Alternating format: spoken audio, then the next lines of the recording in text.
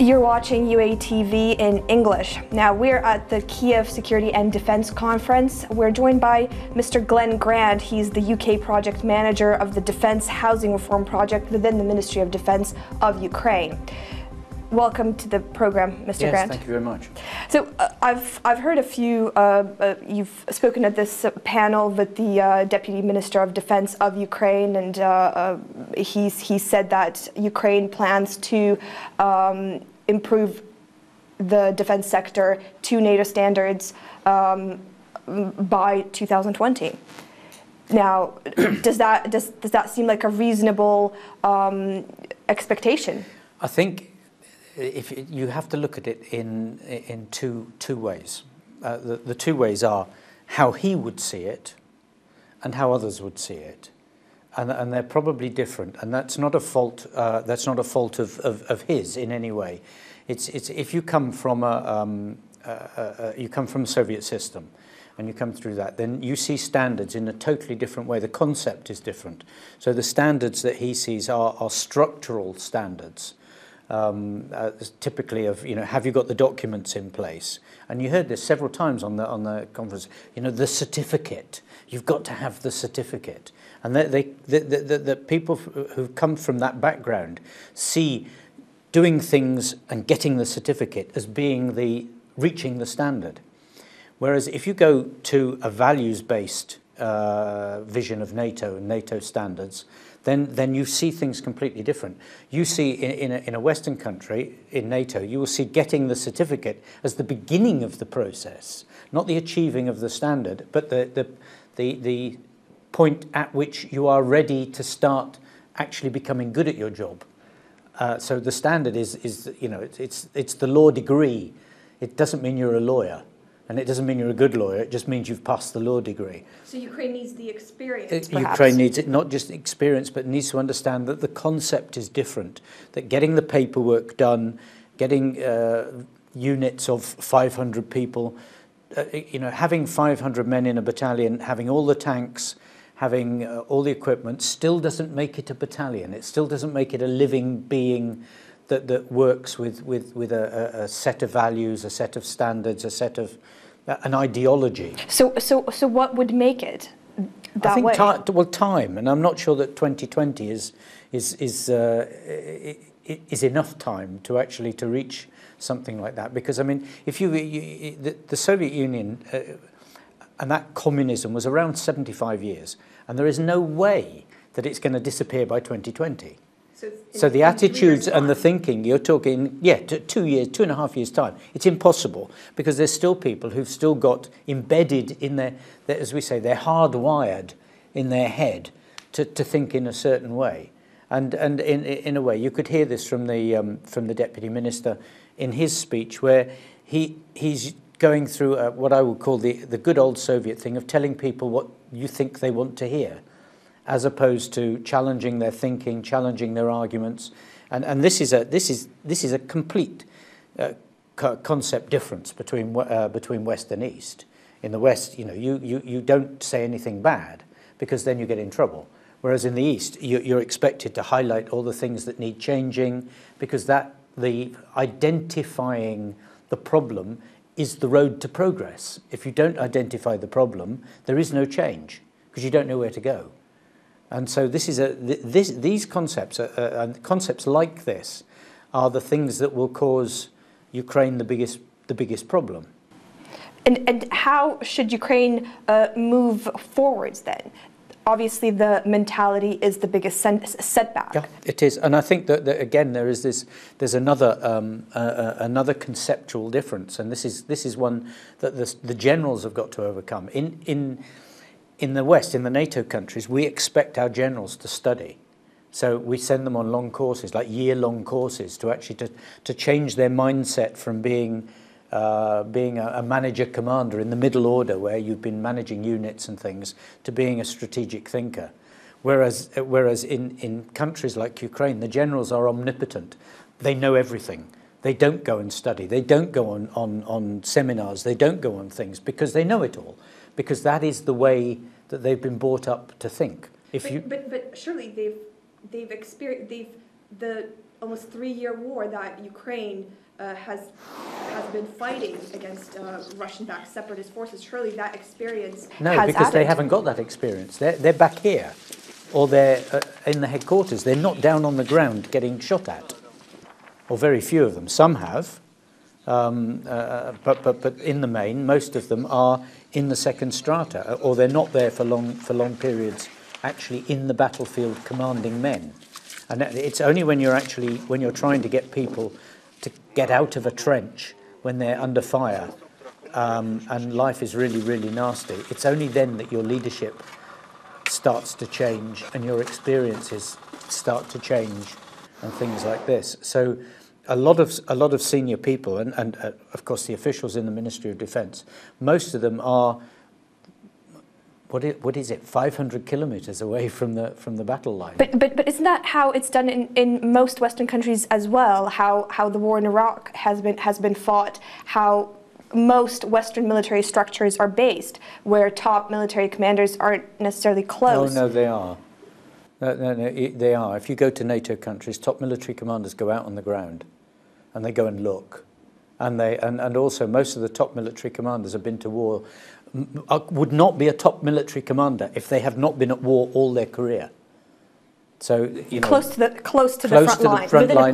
Well, no, in it. Otherwise, you don't get promoted. I mean, it's very simple.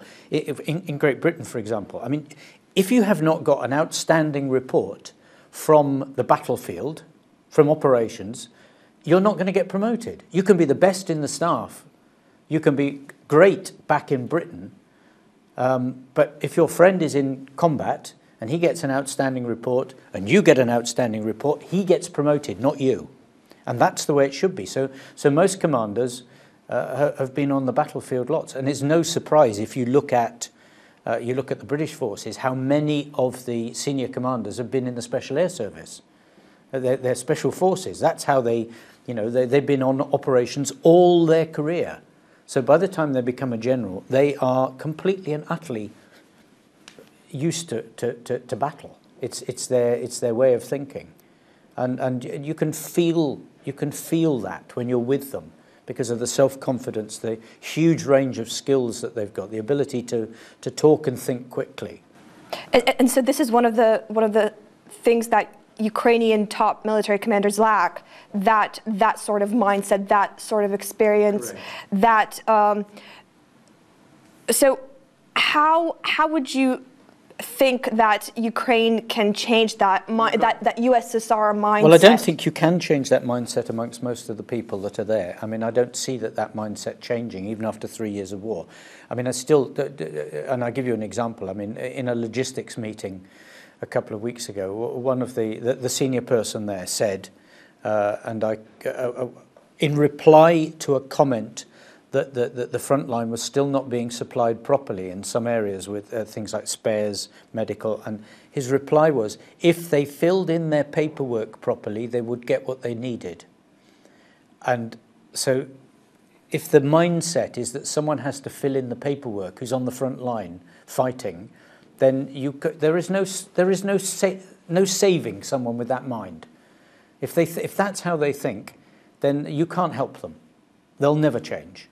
And so it's people like that have to either be removed or they have to die off through old age or whatever before the system will change that to where you get a logistic officer who says, it is my job to serve. It's my job to make sure that every soldier on the front line gets everything that this system can afford. And that is how logistics should be thought of, not a paper transaction and then you get it 2 weeks later. But you need it now, I get it for you now. If I have to go and bang on the table and go to the Treasury and get the money, we'll get it for you. And is this fundamental difference of, how do you view the front line? It's everything. And that's a big part of NATO standards, is we view these things differently. One is a values-based, value of life, value of support, value of honesty, of understanding when the front line says this is not working, that you believe it. You don't try and tell them they're wrong. You actually believe the commander. And there's a whole range of things that have to change before 2020, before the system is to a NATO standard. Now, you've just mentioned logistics, and you're the project manager of the defense housing reform, and this is a key part of military structure. And what do you see lacking right now in that sector of Ukraine's defense? And the biggest problem is planning. Lack of planning. The planning, people are thinking in terms of 1 year, but if you're going to plan, there's no strategic plan for starters, no strategic plan of where the long-term barracks should be, garrisons, where to build best, linking garrisons with availability of recruits, so that some of them can live at home, saving you money in the system. And without that, it's very, very difficult then to plan in detail of where houses are. I mean, I use the expression, it's like someone says, that, likening a house to a tyre.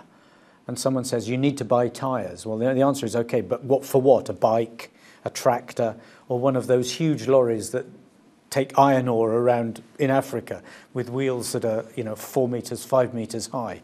So you have to have a concept for housing, and there is no concept for housing. You've then got to have, from the concept, you've got to have a clear plan, and you've got to get the money and the plan aligned so that you're spending money on the right things at the right time. Because if you don't, then you end up with a housing estate you can't afford, or the wrong buildings for the wrong people. And the big challenge with the concept at the moment, or the lack of a concept, is that the army is becoming professional. The forces are becoming professional. And a professional soldier is fundamentally different from a conscript soldier. So the system is still looking at building barracks with a conscript mentality. As one of my staff says, they're building prisons. Right. So as opposed to building something where a soldier has his own room, it may be even en suite, like a hotel, and where he wants to live in and he wants to stay in the army because this is great. Right. So some numbers that the deputy defense minister said was over 70,000 men applied for contract service in Ukraine's armed forces in 2016. That's 70,000 men, basically, and they would all need housing. Yes. They would all need Yes. a different approach. Yes. to how they're viewed within the army. So how do you see this panning out, where a lot more Ukrainian men are joining the army under contracts? I don't see it panning out in an easy fashion in the near future, because there simply isn't enough money in the system, and I'm not, I'm not unrealistic as to say everybody's going to have a room on their own. It's unaffordable at the moment. But there's got to be at least a vision of where we're going in terms of housing, to housing for professional soldiers. Because the experience of places like Latvia, like Bulgaria, America, is that if you don't give the soldiers proper accommodation, then they leave. And then you've just wasted the money on getting him, training him. And I mean, a way to look at it is to...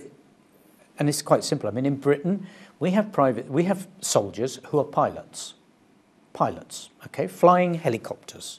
Okay, now imagine that your head of Ukrainian Air lined up all his pilots in the morning and shouted at them. How many pilots would he have at the end of 6 weeks? Probably not a lot. Probably not a lot. Exactly right. So the whole idea, the ethos, the concept of dealing with professional soldiers has to change, because soldiers come in, in the future, will be pilots, surveyors, highly skilled intelligence operatives, and doing serious jobs in the system. And if you treat them badly, after a while they'll go. They'll just say that the rewards are not worth it. Housing is only one of those bits of the jigsaw puzzle. Housing, pay, allowances, a proper career structure that you can get promoted through, respect from the system, respect the way officers deal with you, treat you, talk to you. Do you see a lot of mistreatment? Have you heard of a lot of cases where a lot of the soldiers or personnel are not happy with how they're I know there's a lot of personnel not happy, but it's not necessarily. In some cases, it is mistreatment. I mean, I know I've had stories of directly told to me of someone that was not deployed to the ATO. Because of being part of the rear party, and the officer in charge of the rear party paraded them 3 times a day and shouted at them. And I mean, you know, you can only stand this for so long before you think, okay, this is not a job I want to be in. This is not I'm not being treated like a professional. I'm being treated like an object. So I mean, that's just one example. But I think it's not. We're at that difficult stage, and this is not. You can't say it's bad for Ukraine, because Britain had the same problem, America had the same problem when they went professional. But the difference in Ukraine is there are a lot of advisors here who know how the changes occurred, and those advisors are not being used. They're not being listened to actually to do this. I mean, the Lithuanian defense attaché and advisors who are here are very, very skilled in this, and have laid out quite a lot of detailed way that you balance out the pay, so the pay scales overlap, because the senior sergeant major should get the same as a major.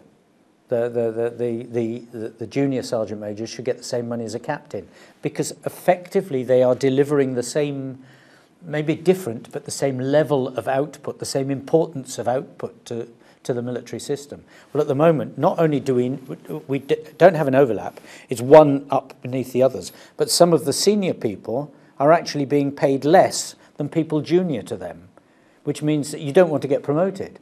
So instead of getting promoted to senior soldier, they're trying to become officers so that they can go into better pay.